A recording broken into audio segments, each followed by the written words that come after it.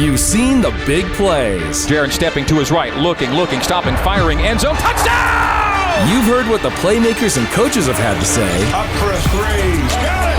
But now it's time to go behind the mic with BYU sports broadcasters to get their distinctive take on the games. Oh, what an aggressive play! This is Behind the Mic with host Cleon Wall.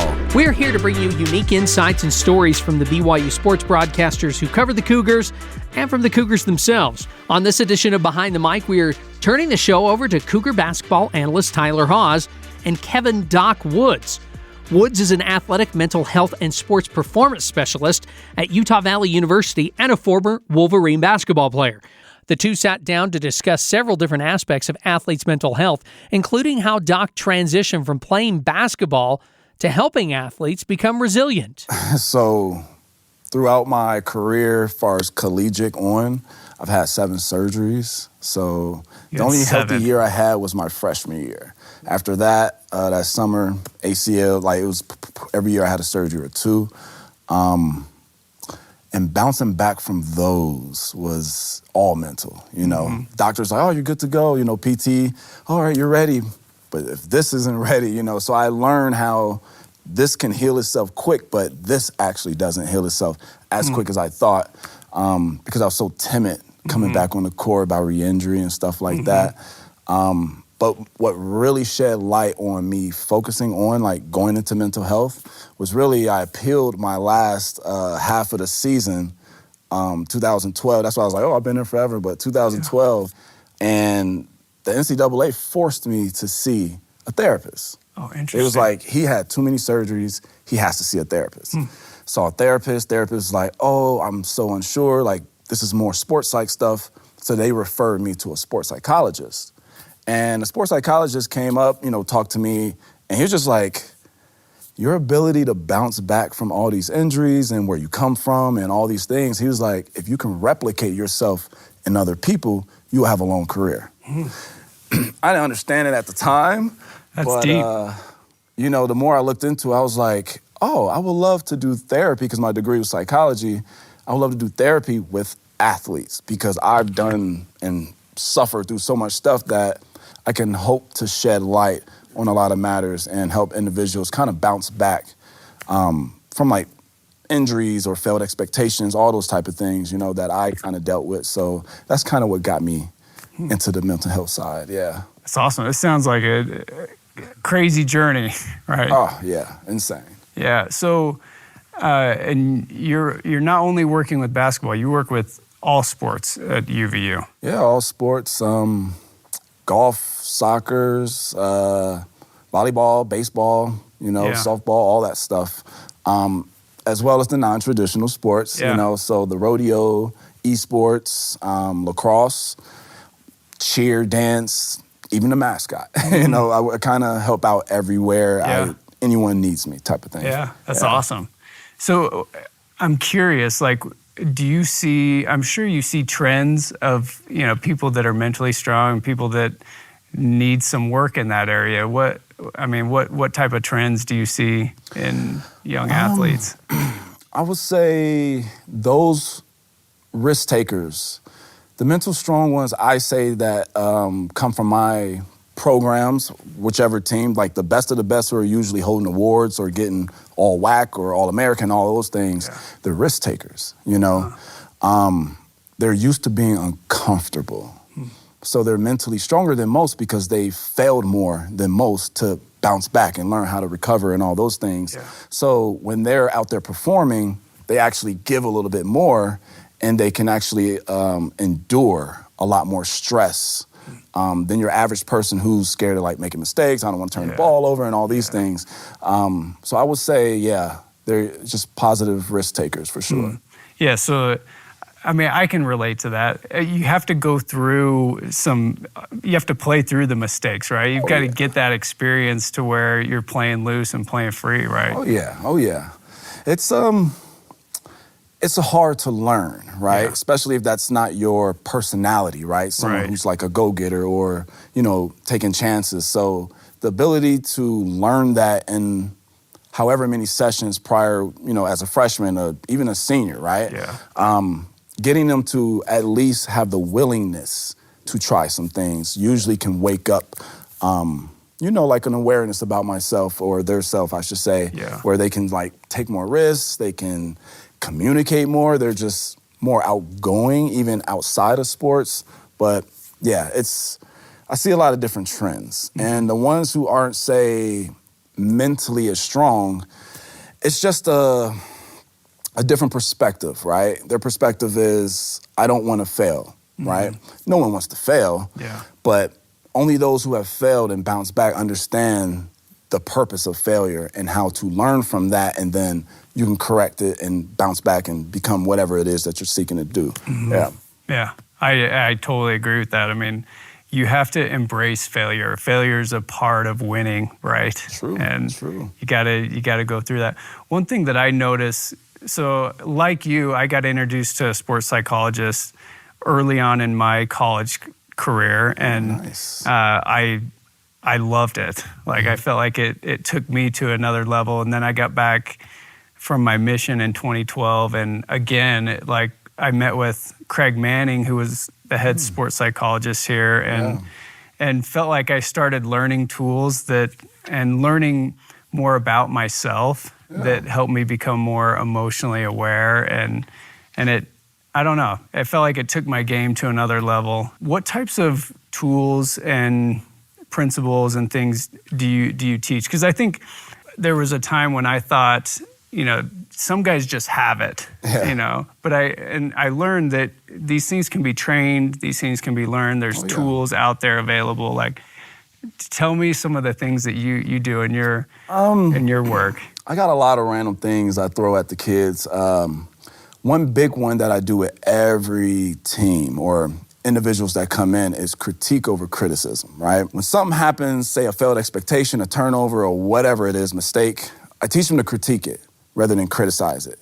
Most people go straight to critical, right? Turn the ball over and say, oh crap, coach is gonna take me out. People just watch that, I'm embarrassed. And they go critical. It's normal, I think everyone deals exactly. that, But when we do that, it comes also with a emotion, right? So now if I'm like going critical, oh crap, I'm embarrassed, coach, team, everyone's looking at me. Now I feel the shame, I feel the guilt and all those things, which means I don't want that to happen again, which means I'm not going to give my best so it doesn't happen again. But when we critique it, you can actually learn from that mistake, So if I come down and I lose the ball and it goes out of bounds, it's like, you know what? I'm standing straight up. I need to get down low and dribble the ball, So you're able to critique it, learn from it, so it doesn't happen again. But when we go critical, you actually start to get into this funk, right? And most of the kids that come into my office are like, I haven't had a good game, I haven't had a hit in a long time, I'm like in a funk. And I'm like, well, you're not in a funk, you're in a critical state, You only see the critical side of your mistakes or your game, right?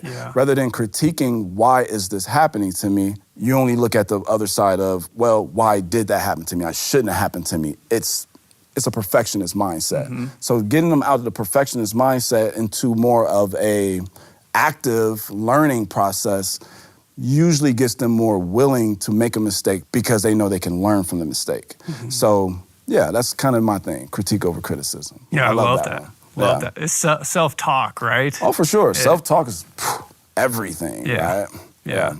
How are some ways, if a kid comes in and you can tell right off he has terrible self-talk and the story that he's telling himself is bad, how do you approach a situation like that? One, teach them how to change the language, There's power in words, which, as you get older, we all start to learn there's power in words.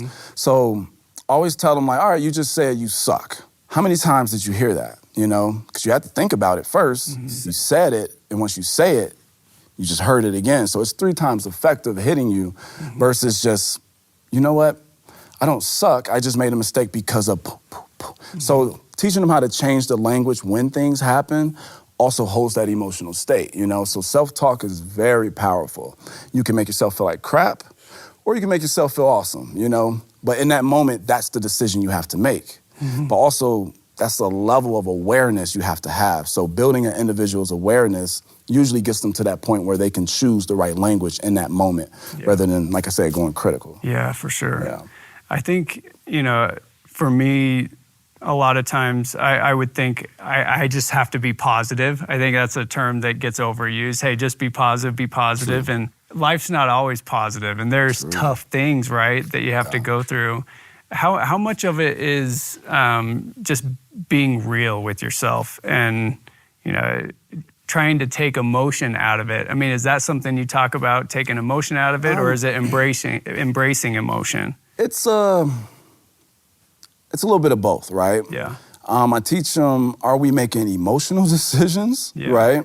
Because the outcome of emotional decisions is usually if I feel a certain way, I'm gonna act a certain way, So you take the emotion out of it and actually just look at it, just use the brain. I always say, is it heart or is it a brain decision? So when they start to use the brain decision, which means looking at it logically from all perspectives rather than just their own, feeling like a failure, they're usually compromising with themselves.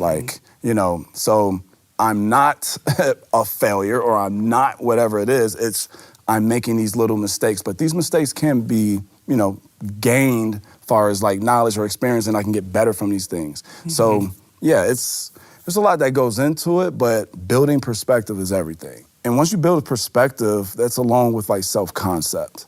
So a person's self-concept is everything. Are they even aware of themselves? Yeah. Are they aware of their emotional state? Do they know where it comes from? One of the principles, going back to that I teach is like anger. So I always tell people like, hey, what do you think anger is? I always ask them a question. What is anger? Oh, someone's mad, someone's punching, someone. I'm like, all right, that's what we see. So we put a label, we call that anger, but what is it? It's hard to answer. Everyone's like, well, I don't know. It's either pain, hurt, shame, guilt, or uncomfortableness. Yeah. One or a combination of those is gonna make a person angry, So if I make you very uncomfortable, you're gonna get angry, If I hit you, it hurts, you're gonna get angry at me, Someone important in your life leaves. That's a different pain. It spawns eventually, years, and turns into anger. And you don't even notice it because it will come out in particular ways. So that's why I say building an individual's self-concept, their awareness, usually they can get to the point of understanding how to react, Being able to identify, too, the emotion, what's happening. Yeah.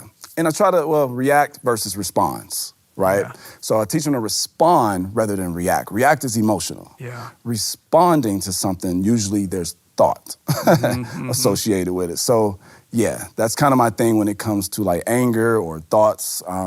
Naturally, we all react, we all react. Yeah. Emotionally, we will react quick, but if you can sit and think for a quick second, you're able to respond. So whether it's a turnover, whether it's a strikeout, whatever it is, thinking in that process, like in that moment, you can respond adequately to hold your emotional state, so now you can stay playing at a top tier level. Yeah, instead of spiraling downward, Instead of spiraling down, yes, which all athletes do at some point in their life. Yeah. Break time on Behind the Mic. When we come back, Doc Woods talks about how athletes can respond to tough times.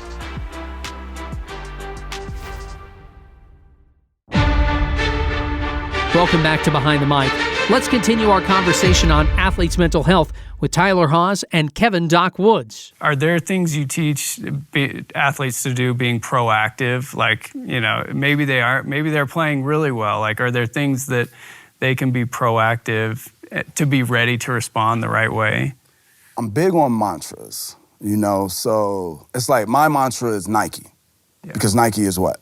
Just do it. Just do it, right? So if I'm nervous before anything, I don't care if I'm at a conference, I got to present in front of thousands or teams or, I got a particular client, Olympian or something like that, I get nervous. Everyone gets nervous. But at the end of the day, nervousness comes with a lot of self-doubt.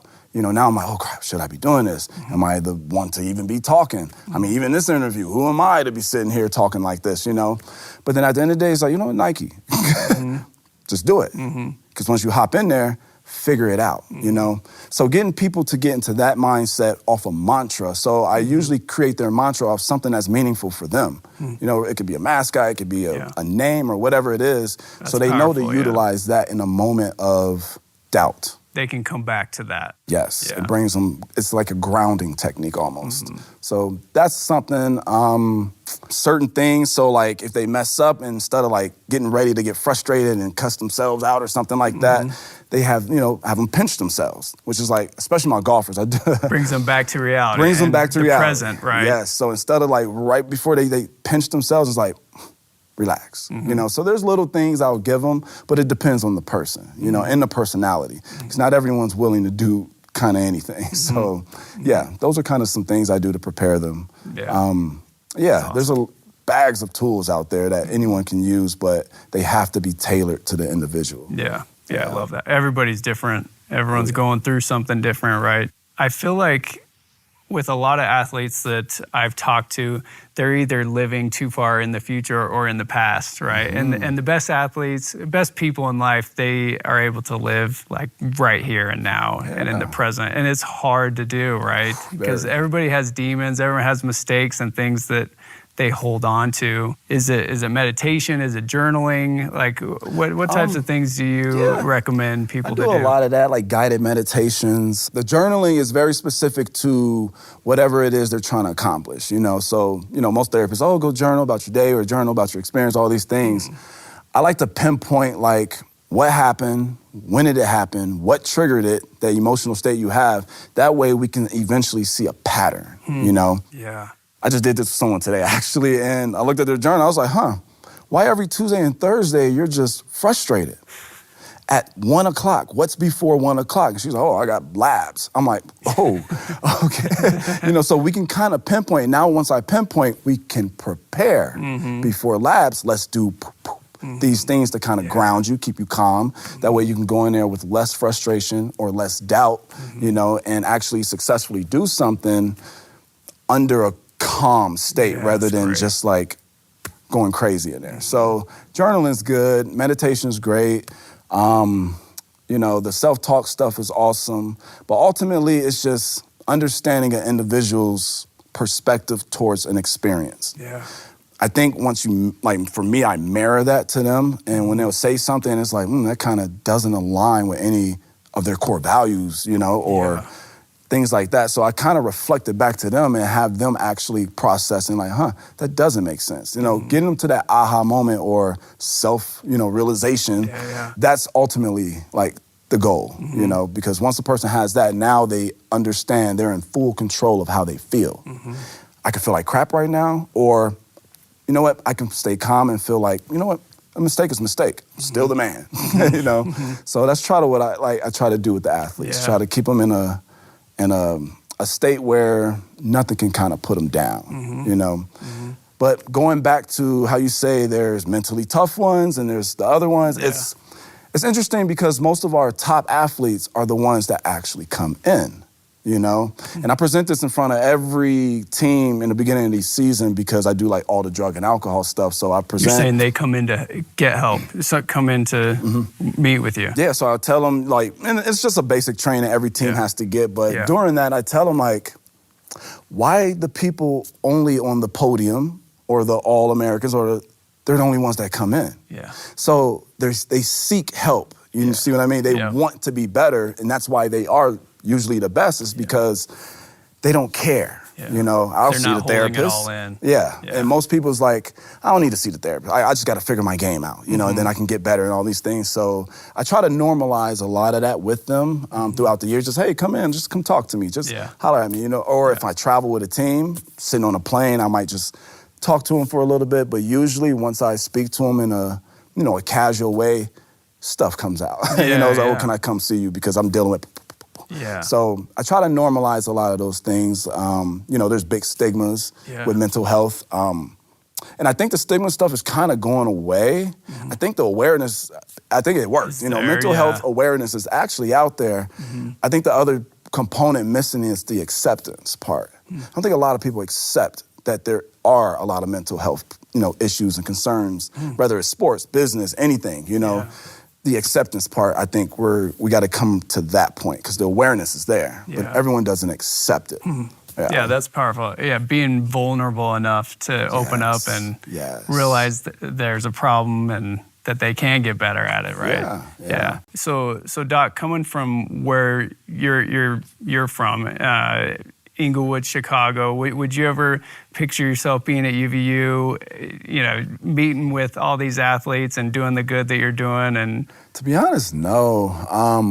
I was like everyone else where I come from. It's just go to the league, go to the league. But once that first ACL hit, everything changes, Never thought I would be here, but I think through my experiences, like coming from Chicago to, Utah, where it's culturally, everything is just different, So being able to adjust to that, I was 17 when I got here, so I was very young. Yeah. It was a lot of different things I had to handle, but everything in which I went through, suffered through, or whatever it is, I think prepare me for this, if that makes sense. So once I decided, you know what, let me retire from basketball and let me go to grad school, my main focus really was, I'm gonna come back to UVU. And I wanted to become what I wish I would have had when I was here. So that's why what I do is just so meaningful. It's very personal.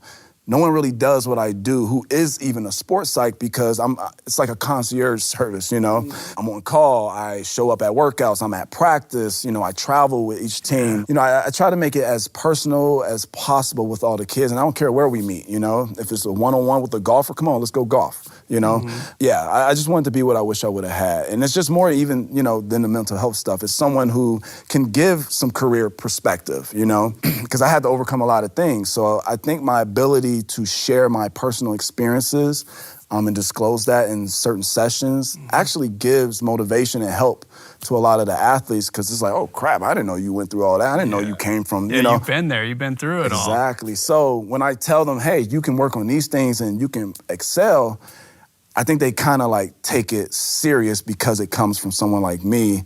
And they know I've kind of been through the rut, So there's a level of respect that I think that I'm gained through my experiences that I went through, for sure. And you can relate to them.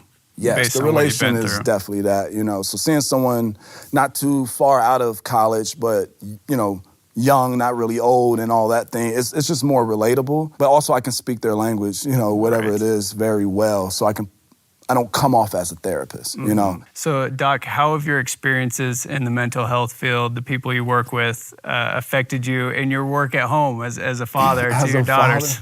It gives me a lot of perspective. It gives me a lot, which it makes me focus more on like my daughters, like how I talk to them, how I approach matters, how I encourage them to fail, and I know they're getting ready, she's gonna fall off the couch, but let me not stop her. Yeah. She needs to. So seeing like the kids in college at UVU now, it makes me more intentional and deliberate with my girls at home, for sure. Yeah.